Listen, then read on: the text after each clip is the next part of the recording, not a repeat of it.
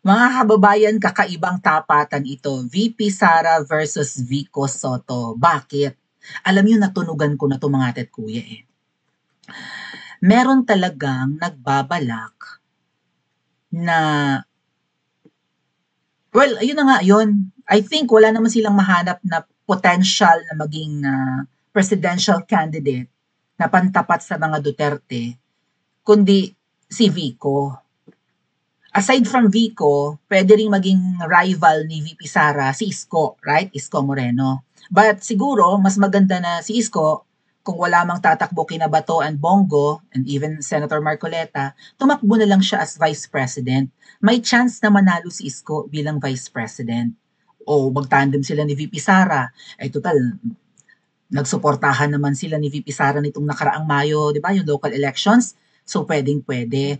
Who else? Si Tulfo, Raffy Tulfo, kaya lang parang dinadaig siya ngayon ng kapatid niyang si Erwin. Parang umiingay si Erwin ngayon. You have to bend the law. Angas-angas ang mga Tulfo. Gusto ko, dynasty, political dynasty. Pwede bang bawal ang ganyan? Isang senador lang dapat sa isang angkan? Pwede ba yon? O kung gusto nila, isang kongresista rin, right? Isang representative sa lower house. Ganon. Okay lang ina, magkakapatid na, nasa Senado na lahat. O dapat may ganyang ruling sa political dynasty eh. Ay kaso mo, walang mag-a-agree kasi nga mga ganid rin sa pwesto. Pero syempre, sino pa ba ang pwedeng bumangga kay VP Sara come 2028?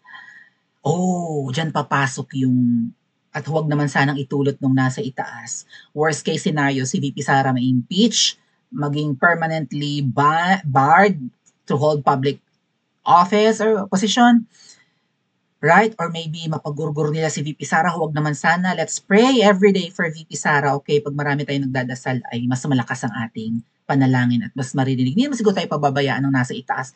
Matagal na tayo nagdurusa, matagal na tayo nag-aanto. Diba? We need serious public officials na sa tingin natin ay babago ng bulok na sistema, okay? Kasi yan ang nilulook forward natin for another Duterte administration na baguhin ang sistemang lumalamon at right, ganon. Nilalamon kasi ng sistema ang kahit sinong matinong politiko eh. O, sa sistema ng hindi ka bibigyan ng proyekto kung ikaw ay magiging anti-tambaluslos, ayan ang nangyari kay Teves. And itong si Miao Miao Kiko Barzaga, mukhang tatargetin na rin. Kaya nga tumambling na rin si Richard Gomez, di ba? Kasi kung babatikos siya kay Tamba, si Richard Gomez, right? Kung babatikos siya kay Tamba, wala siyang magiging proyekto para sa kanyang distrito in Leyte. Okay? So, kailangan mabago ang bulok na sistema kasi nilalamon ang pagkatao ng matitinong leaders. Kung hindi rin lang naman matibay-tibay, right? Kasi nga, wala yan eh. Sa tingin ko rin mga kababayan, ang ginagawa ng ibang politiko, gagawan din nila ng paraan na magkaroon sila ng mapapala aside from the salaries that they will have kasi nga hindi man ganun kalaki ang sweldo ng mga politiko. So, through kickbacks, through regalo ng mga magiging kaibigan nila, di ba? Or no mapagbibigyan nila ng tawag dyan, ng transaction with the government.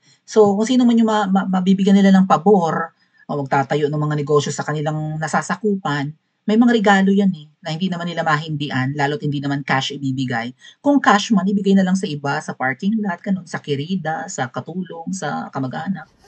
At least kanya pa rin yun, di ba? So, para ng ibang politiko, kasi nga pag natapos sila sa kanilang term at at wala na sila sa pwesto, baka sila rest baka ng mga kalaban. So, kailangan din meron silang financial stability to fight. Otherwise, kung katulad ng mga Duterte na hindi ka nang ulimbat ng urakot, si Tatay Digong nga, di ba, natapos ang term na hindi naman yumaman being a president, o ayan, ang nangyari, hindi makapalag, hindi makalaban sa mga nagpakulong sa kanya. So, itong rival naman po ni VP Sara at saka ni Vico Soto ay parang hinuhubog na nga si Vico Soto to run to a higher position, for a higher position, and to rival with VP Sara Duterte. Kasi sa tingin ko, wala na silang mahagilap na manok na pambato kay VP Sara. But again, going back to the worst case scenario, meron ng mga dumidikit ngayon ng mga double agents kay Mayor Baste para kung hindi makatakbo si VP Sara one day at baka si Baste ang maging panlaban natin, Okay, puwedeng manalo si Baste, pero si Baste napapalibutan na ng mga BI or bad influence. Yung mga kayang kumuskus ng kanilang cleavage kay Baste para madaling ma-persuade at makontrol. Mga alpot ba? Kumbaga, kung si Baste, kung worst case scenario, hindi manalo ang manok ni Ngiwi. Kasi syempre mag-i-endorse si Ngiwi ng ano eh, ng patatakbuhin na magiging kontrolado nila. Si Tamba, laos talaga sa tao eh. Si Sandra naman, hindi naman appealing. Kahit napilit nilang gustong kalikutin yung qualifications sa pagtakbo. Di ba gusto nilang i-lower yung age of, yung age requirement? Imbes na 40 anyos, gusto nilang ibaba para makapagpatakbo ng mga mas bata. Kasi labanan ngayon ng mga mas bata eh. Ang pantapat kay VP Sara, kahit papano, mas bata. Kasi fresh si VP Sara. Okay? Oh. Yeah. So, eto po yung observation. Well, ang nagsalita nito, ang nagsabi nito na parang ang huling alas ng Pilipinas ay si Vico Soto. Ibig sabihin, kakamping ito. At hindi siya believe kay VP Sara. Si Gardo Versosa, I think kakamping to. Right, kakamping si Gardo, right? Nakakaaliw siya nung una dahil nga Matso, di ba, sexy star. Tapos nagtitrending nitong mga nakaraang taon na sa pagti-TikTok, right? At sa mga short videos na siya ay kahit Matso ay hindi nahihiyang magsuot ng high heels, ng pek-pek shorts, mag-makeup, di ba? Magbakla-baklaan. So, nung nawala sa limelight si Gardo kasi hindi na in demand yung kanyang kakisigan, ayun naman yung bagong nagpasikat sa kanya, I think few years back. Baka nung panahon din ng pandemic, na siya'y nagsusuot ng pambabae at hataw na hataw sumay. Magaling gumiling si Gardo, malambot ang katawan, pero matsong nga. Parang ang sagwa, pero okay, sige. Ang huling baraha daw ng Pilipinas talaga ay si Mayor Vico Soto. Kasi nga umingay si Vico Soto, 'di ba? Inaatake niya yung Diskaya. Si Vico ay karibal ng mga Diskaya sa posisyon sa Pasig. Si Vico ang nanalo sa mayoral position. Siya ngayon ang mayor ng Pasig City. And nagpapakitang gilas naman siya dyan sa Pasig.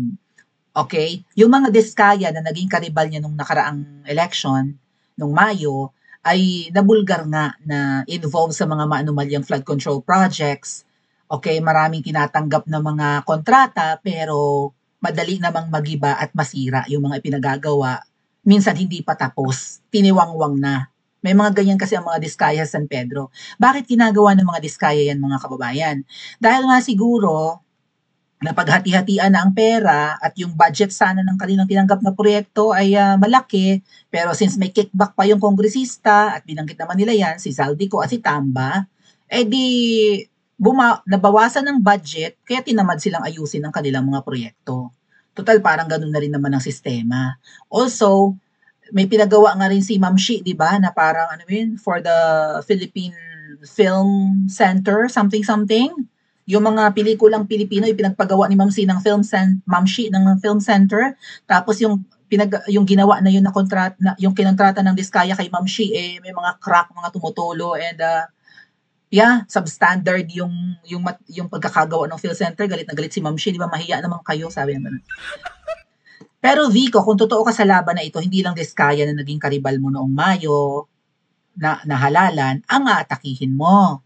May mga politiko kasi na I think nasa baluarte mo, including the congressman in Pasig, and even si sino pa to, yung asawa ni Maine Mendoza, si Atayde, right?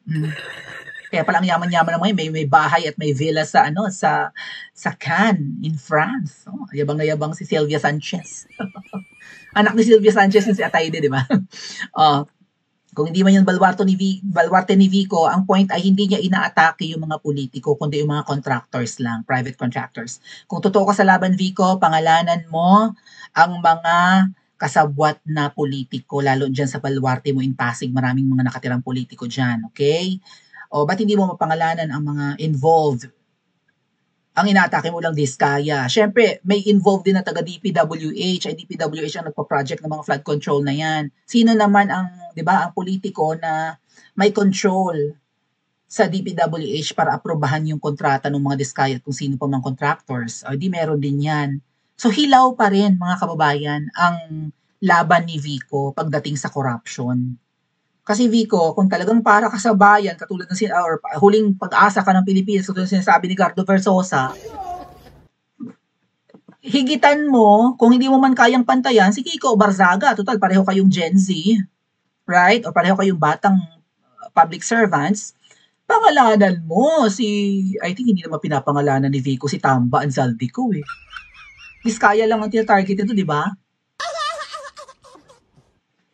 So, hindi kaya si Vico Soto ang manok ng kabila?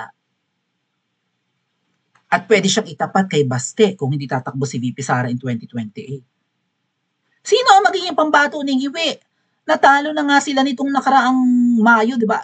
I mean, kung fair ang labanan, hindi man nanalo yung mga kandidato ni Iwi. Ay tamo, 12 yung kanyang, ano ba yun, yung senador niya, right? Senatorial balls niya sa bagong alyansa ng Bagoong Pilipinas.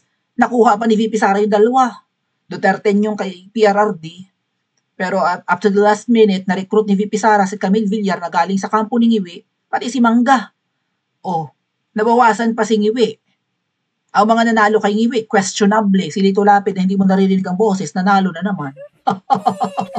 Pero yung talagang alliance kasi yun eh. Hindi yun partido ni Ngiwi. Dahil sa partido ni Ngiwi, ang kanyang kandidato lang, si Abalos Mustasa, di ba? Pero si Abalos Mustasa, talo. Dami-daming billboard niyan, mga tarpaulin kung anik-anik po mga campaign materials, naka-imprenta pa ang mukha niyan sa mga buses, di ba? Talo pa rin. Laki-laki ng mga billboards ni Abalos Mustasa, na kandidato ni Lagunos Mustasa, natalo. And there's another candidate si Ngiwi na talagang galing sa kanyang partido na natalo rin. Kumbaga, kapag si Ngiwi ang mag-i-endorso ng candidate, napatunayan na nung nakaraang Mayo, hindi talaga mananalo kung hindi imamahi ka. Hindi kakalikutin ang eleksyon. So sa 2028, sino magiging pambato ni Ngiwi? So malamang si Vico, kasi kahit papaano mabango-bango. Pogi, right? Mukhang hindi gagawa ng masama. Pero si Vico parang hindi siya buo ang laban niya. Kasi syempre kamag-anak ni Tito Sen. Si Tito Sen na tumanda na sa Senado, mukhang hawak pa sa liig ng babaeng ahas. Ito kayang si Vico. Makontrol kaya ng pamilya ng mga Magna? At sino ang pipiliin nyo? Si Vico o si Baste? O kaya naman si Vico o si VP Sara? Paki-comment nga po sa comment section at mag-like and subscribe din po kayo. O huwag kalimutan mag-subscribe kay 167 na pinipin ko dyan yung kanyang link sa ating comment section.